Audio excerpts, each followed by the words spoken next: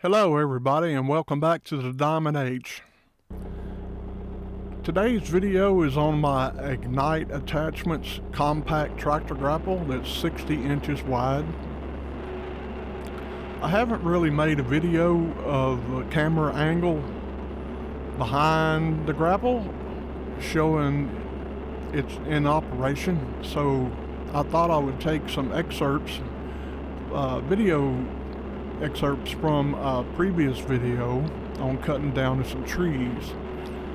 I got to thinking while I was editing that video that I should make a separate video just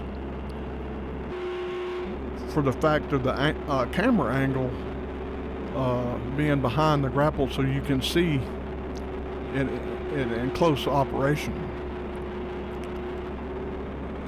As you may already know, I had a hand in helping test this grapple here at the Diamond H when they were developing the prototype. IgniteAttachments reached out to me to ask me if I wanted to do some field testing on it and give them some feedback on it. So of course I did. I was already in the market for a new, stronger and more capable grapple than rake grapple that I had, which was a 48 inch. I won't name the manufacturer because its faults were really not of the manufacturer, but it just wasn't heavy duty enough for a 50 horsepower tractor. So I thoroughly tested this IgniteAttachments grapple every which way you can think about, putting it in a position that exceeded my expectations and its design, and I still could not mess it up, tear it up. Several times I pushed it to see what the breaking point was, and I did not find it because I would have torn my tractor up first, either that or the loader. It is one tough customer. It is exceptionally designed and built and manufactured here in the United States of America by Americans. And every time I use it, I'm just thoroughly impressed by its capabilities and durability. It is an amazing piece of equipment. The build quality is just exceptionally well built. The welds are immaculate. The design is such that lots and lots of forethought was put into it to keep from future damage of hydraulic hoses and fittings, cylinders. Everything that moves on this grapple is greasable. If it moves, you can put grease there to keep the longevity of it well into the future. I keep bragging on this grapple, as you can probably figure out if you follow me on Facebook on the tractor pages and even on my YouTube channel here. You know I'm very proud of that IgniteAttachments grapple, not only because I had a hand in developing it and sending feedback, but just the operation of it. It stays on the front end of my TYM T474 about 99.9% of the time. Of course, I have another tractor here that we use, which is a John Deere 5103 with a loader and a bucket. So I use my TYM T474 like a Swiss knife around here on the Diamond H. I have lots of different 3-point implements that I use around here for different various things and operations. But for the majority of the time, that IgniteAttachments grapple is on the front of that tractor. I do everything with that grapple. I even pick up trash along the side of the highway with that grapple, as silly as that sounds. I cannot stress enough how well built this thing is and how sturdy and strong it is, and very capable. So that's why I decided to make a separate video of the camera angle behind the Grapple. I also want to mention I dropped a tree on my tractor and loader in the previous video. If you want to go back and watch that, it's titled "Two Fellers Felling Trees and Escaping Danger." It wasn't a huge tree, but it was a very tall tree, and it was green. It really wasn't dead or dying, but it hung up in another tree as it was being felled.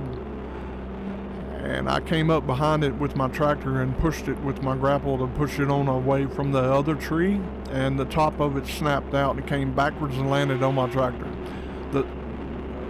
My Ignite Attachments Grapple took the brunt of the load, probably 95% of the load of that limb, that half of that tree. Of course, it didn't hurt the Grapple, and thankfully my tractor or myself weren't injured or damaged, and I'm very thankful for that. I want to add a little safety reminder, as I did in my previous video, to always be diligent about what's around you and what can happen before you do it. Just stop for a few seconds and think about what you're doing before you do it. If you think it's not right, change your plans. If you think it's something that is going to break in half and fall backwards, then try another angle or a different method. But please always be diligent in what you're doing. A lot of the times what hurts people on a tractor is not at the ground level, it's what falls from the sky. There's no telling how many trees I have put on the ground using tractors and different various equipment, chainsaws, pole saws, you name it. I don't want to say I was complacent, but I really did not expect that tree to break in half when I pushed on it. It was a younger tree, approximately 8 inches of round diameter, close to the ground, but it was about around 50 feet tall. It snapped like a toothpick and came back towards me, landed on the tractor. Anyway, I'll shut up about that. Just be careful out there, people. I don't like to see anybody get hurt. Thanks for watching the video, and check out Ignite Attachments.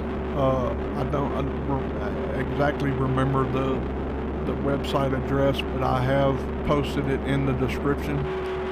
Go down there and check it out. They have lots and lots and lots of different equipment. Over 95% of it's made in America. Some of the other things some things are made in Italy, but the majority of their stuff, none of it's made in China. None of it comes from China. It comes from quality manufacturers here in the United States, and a very, very select few in Europe. Anyway, check them out, see what you think. I love it. Take care.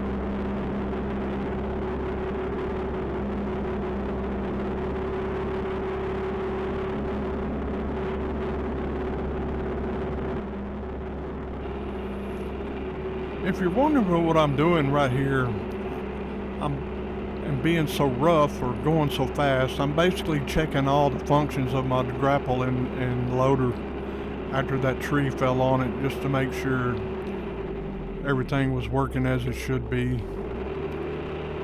And like I said before, I didn't have any damages and no problems at all. Very thankful for that. Thank you all for watching.